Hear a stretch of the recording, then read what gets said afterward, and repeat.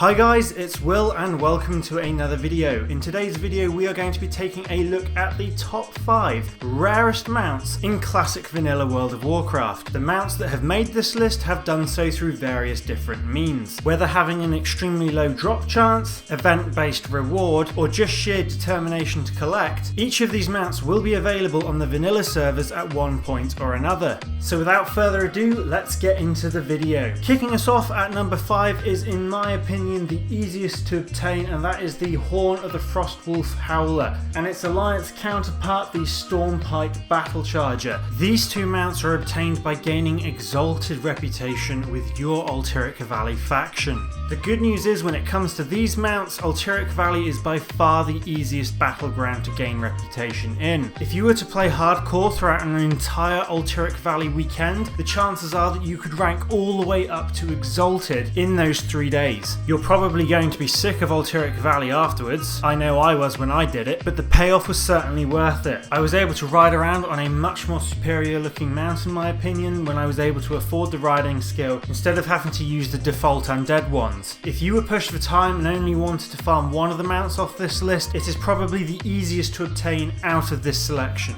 Coming in at number 2, we've got another grind mount, the Winterspring Frostsaber. This is an alliance only mount which can be obtained from Riven Frostwind, and his pet Glacier, which shares the same skin as the mount itself. The rep grind required to obtain this mount is incredibly long and is certainly not for the faint of heart. There is no equivalent for the Horde in vanilla, however during the Cataclysm expansion Blizzard did implement a Raptor to act as the Horde token equivalent of this mount. It's very similar to the Night Elf mount in nature, however it is an epic mount without armor. So if you're playing Alliance and are into sort of a more simplistic kind of thing with your mounts, this is a great one to go for, but be prepared to set aside a lot of time. A great YouTuber and friend of mine called Mr. GM did a breakdown video that goes into the maths and time required in order to acquire this mount. I highly recommend you check it out if this is something you're interested in. I will leave a link to that video in the description of this video. Now, coming in at number 3, we have a mount which is easy to obtain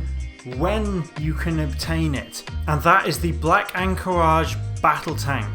This mount is obtained as a quest reward that can only be started by banging on the gong when AQ40 opens. It is impossible to get the quest before the event starts and is only available for a limited time during its opening period. Once the event finishes, the quest is no longer available, and only players who have the quest or handed the quest in during that time can actually acquire the mount. It is because of this that I believe the mount is rarer than the Frostsaber and the AV mounts. When Blizzard finally does release classic vanilla WoW servers, we will all have a chance once again to obtain this mount at the AQ opening event. I wish you all the best of luck in doing so. And now we begin to enter the realm of drop chances. And to bring us in at number 2, we have the Swift Zulian Tiger. This mount is one of the very hardest to obtain in vanilla World of Warcraft. First things first, you're going to need to have a level 60 that is capable of raiding Zul'Gurub, a 40-man raid.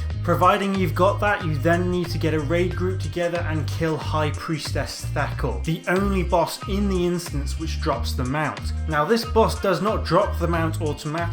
Unfortunately, it only has a 0.7% chance to drop, and if you're in a group of 40 people, good luck, you're going to need it.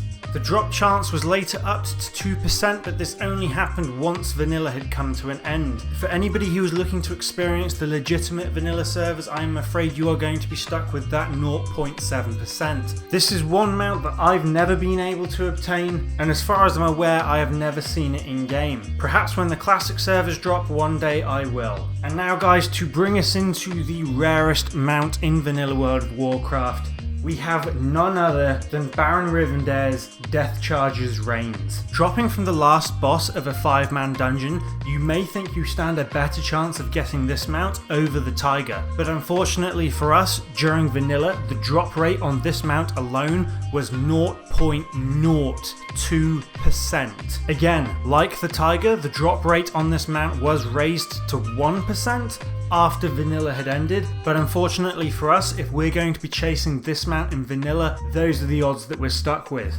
I was actually extremely lucky to get this mount with the 2% drop chance in Wrath of the Lich King after around 40 runs with my Paladin, and that was still done over a period of weeks.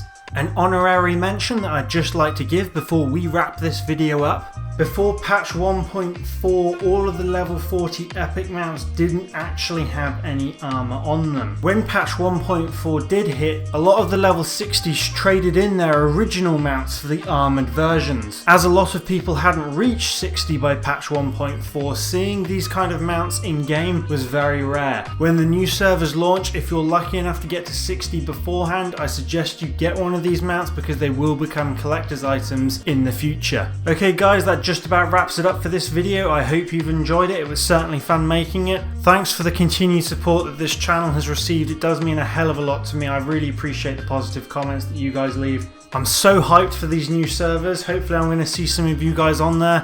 And until then, I will see you in the next video.